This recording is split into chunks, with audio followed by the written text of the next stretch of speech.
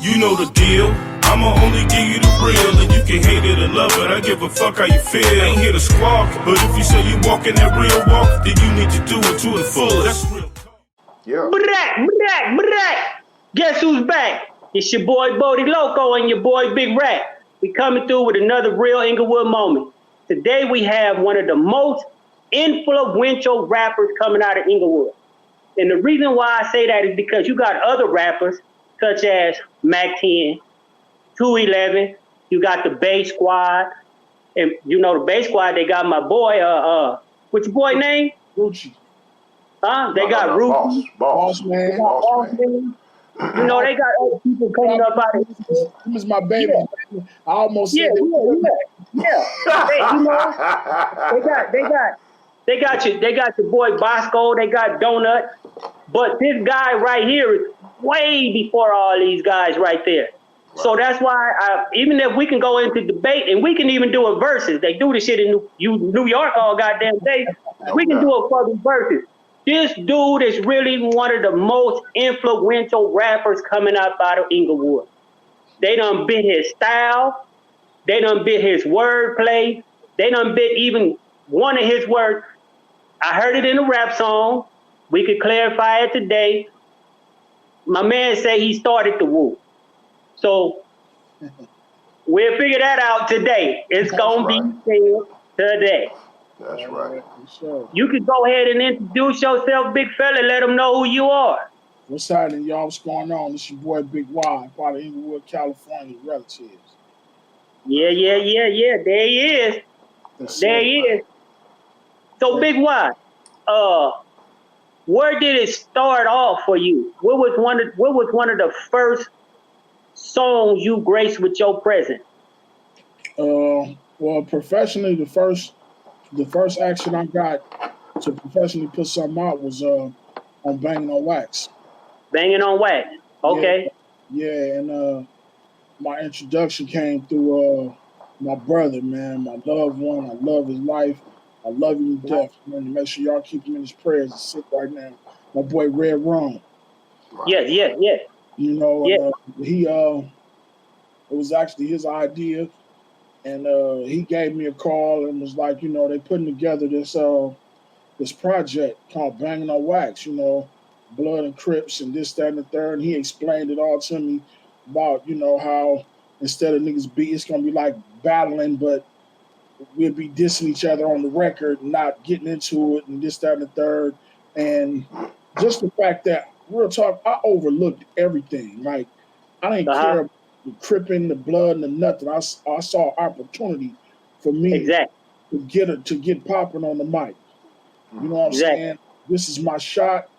This is my way in. I got to figure this out. And so I dove in here first, and you know, and brought my crew with me. And then it was, once I got it on there, it was on from there, man. And it definitely paved the way for you. Can you give us some of the other cats that was on there with you? Oh yeah, myself, Lil Stretch, Sugar Booger, you know, also known as Dog, R.I.M, his brother Lil Leak, a lot of cats, Domino, which was Genuine Draft on the Crip side, DJ Battle Cat, he produced a lot of the stuff on there. It was Braves and all them, they came later. Okay. What about Bloody Mary?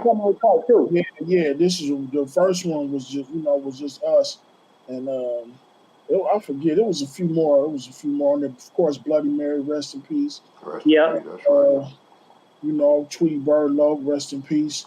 You know, it was a bunch of us, man. You know, but for the most part, we was like the main characters, you know, that represented for the album.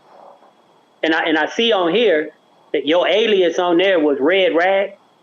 Yeah, because it was the thing was, like, I never really, it was like that in writing and in interviews and on paper and stuff like that. But when we first started off, the whole thing was when we first came in, they was like, okay, well, people gonna use aliases, and we're not gonna show their face. Their face is gonna be covered up. Everybody gonna be. The whole object was for nobody to really know who he was and Right. use aliases, for whatever reason. So Right. when they came about it, I think we was getting ready to do an interview, and they was like, "Well, what's your name gonna be?" And I'm like, "I don't know, whatever y'all want to do." And I just said, "All right, here." I had a flag in my hand, so I'm like, "All right, Red Rag." It wasn't. I never embraced the name. I never introduced myself as that, but that's what they used. You know what I'm saying? And if you listen to music after that and further on, like I probably referenced that said my name is that maybe in one or two songs, but it was corny to me. So I kind of got off of it. And by the time the first Banging on Wax, the video got ready to come out, I was the first one. I told Stretch, I'm like, I'm not rapping with this flag on my face. I'm taking this shit. So if you look at the old Banging on Wax album, you'll see it's showing me like taking it off. Yeah. And I kind of like opened the door for everybody to say, all right, we ain't wearing this stuff. We letting our faces be seen. You know what I'm saying? I'm like, this is pointless, man. That's right. What was the purpose of not being seen? That was their idea. I guess it was so we wouldn't incriminate ourselves or be targets or whatever the case. Or be targeted after. Exactly. Yeah. But we full-fledged banging, it's on anywhere, whatever we doing. I don't give a fuck. Like, whatever. Right. It is what it is. You know what I'm saying? I'm not finna, like, that's just like if a nigga come up to me and ask me where I'm from. I'm not turning down nothing. I'm 19, 20 years old at the time. Right. You know what I'm saying? So if the world know, then the world know. You know what I mean? And plus, I'm trying to be known and seen as a rapper. You know what I mean? I'm not worried. Even though the album was Banging on Wax, my whole mindset is, we got to get on rapping. Like, you know what I'm saying? That's what we're doing. So I kind of, threw that whole concept out and, we just opened up. And the only one that ended up keeping their identity sealed was my boy Sin Lo with the Freddy Krueger mask. And that's only because that became a character. Right. You understand what I'm saying? He became a character. So that was a part of his character. So he kept it like that. He took it off. Steady Dipping, one of the Crip videos, he took it off. But I still don't know if people know that's him. You know what I'm saying?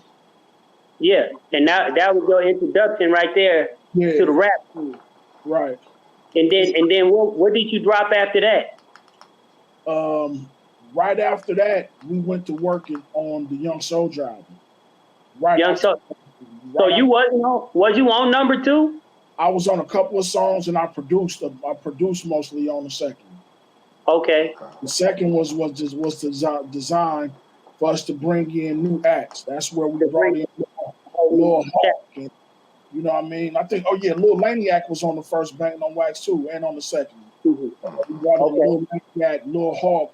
I think that's when we introduced Lil Hawk on the second one on Mafia Lane record. Right.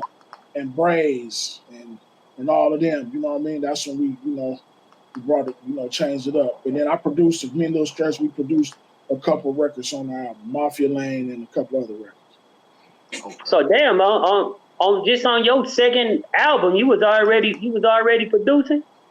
I mean, yeah, because it's like we were spending so much time in the studio and then learning so much early, you know what I mean?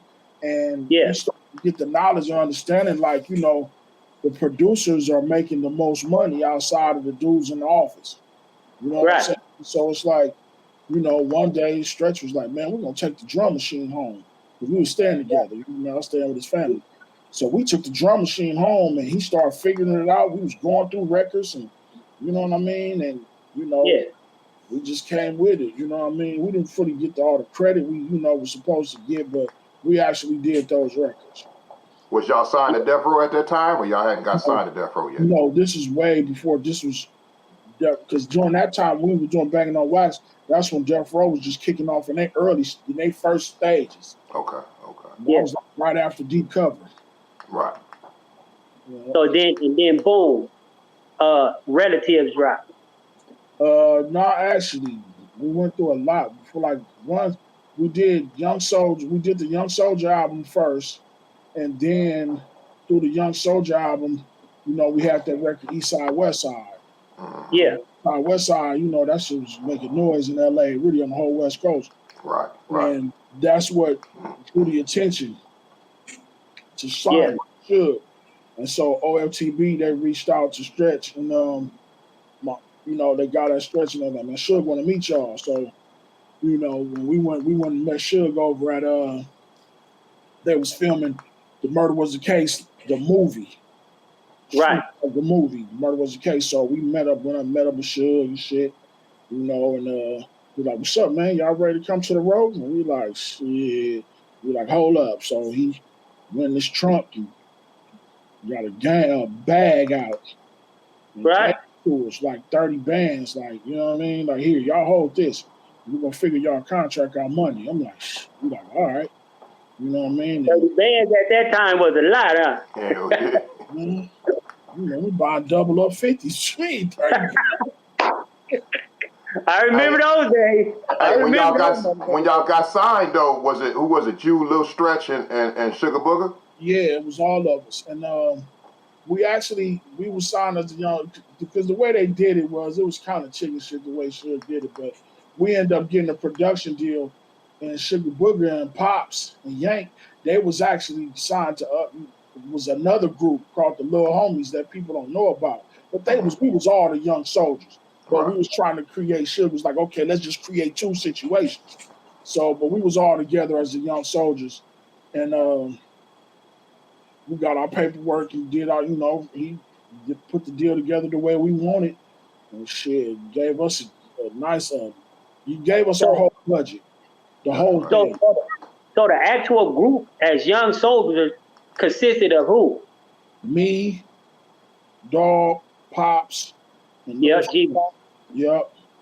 And all us four, and then later we brought in the homie Motor B from the Projects, Yank. He was a part of it. Yeah, I don't think I never met him. Nah, that was later. We never like once he came in, like later on, like he was on Death Row, we never really put out no more music. Like he was Yank was actually on Banging on Wax too though. Who? His name is Yank, Motor B. But Yank.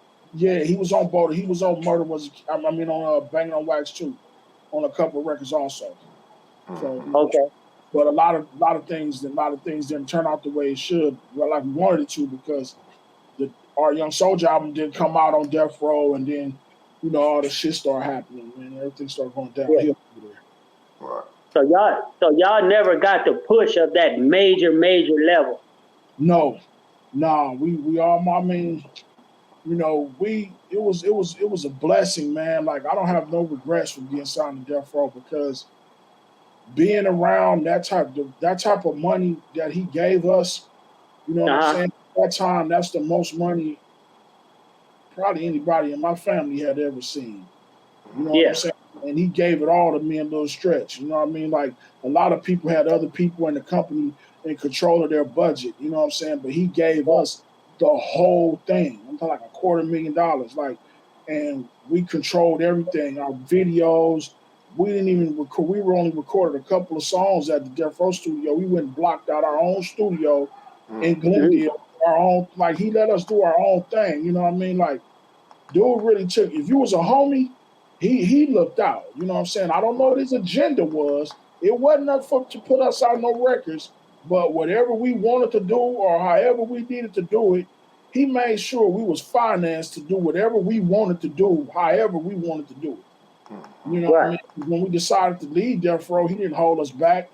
Stretch still got the reels to that album that never came out on Death Row right now. So he never made y'all try to like buy out your contract or nothing? None of that, man. Like I'm like a lot of that shit that you hear didn't apply to homies. Okay. I mean, like dumb moves. He never, you know what I mean? Like we never had though. It was never none of that. Like, you know what I mean? The fact of, not saying like we was hard, you know what I mean? But he know we was young homies. Like we wasn't faking.